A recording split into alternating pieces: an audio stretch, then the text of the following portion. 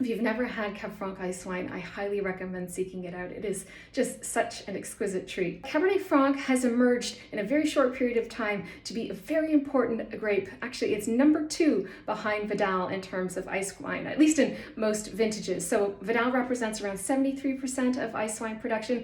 Cabernet Franc typically comes in at around 15% of ice wine production, making Cabernet Franc the #1 vinifera grape for ice wine in Ontario. Ice wine in Canada is made to the exacting standards as it is in Germany and Austria, and only these 3 countries have an agreement within the framework of the World Trade Organization that regulates the production of ice wine. By law, the grapes must be left to freeze naturally on the vine, and a sustained temperature of at least -8 degrees Celsius or colder, that's around 17 Fahrenheit or colder, is required by law for harvest.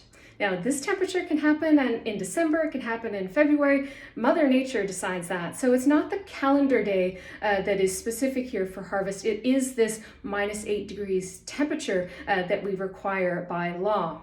Now, during this time period leading up to harvest, the grapes can experience several freeze and thaw periods. This is super important, particularly for Cabernet Franc Icewine, because this is how we achieve the color in the finished wine. So these freeze and thaw periods, they help to break down the skins of the Cabernet Franc grapes, and then this releases pigment, it releases tannin into the pulp of the berry. What is essentially happening here is the grape is self-macerating on the vine. So when we press the grapes, we actually are extracting red juice from the Cabernet Franc berries.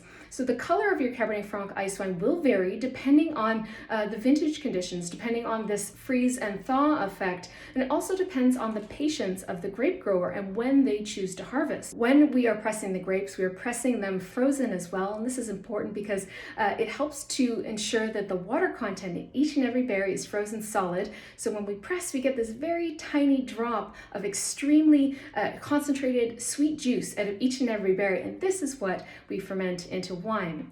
Now, when the fermentation is complete, the minimum residual sugar content required by law in ice wine is 170 grams per liter residual sugar, and the alcohol will typically fall around 9.5 to 12%. You know, these wines are really hard to find. The yields are super small. We're typically sacrificing about 30 regular bottles of Cabernet Franc table wine to make a single bottle of Cabernet Franc ice wine. So the yields are small, the wines are hard to find, and they can be a little bit expensive, but I strongly recommend if you come across one in your local wine shop, break the piggy bank and buy a bottle, because I guarantee you, if you're into dessert wines, if you love this style of wines, you will absolutely love Cab Franc Icewine.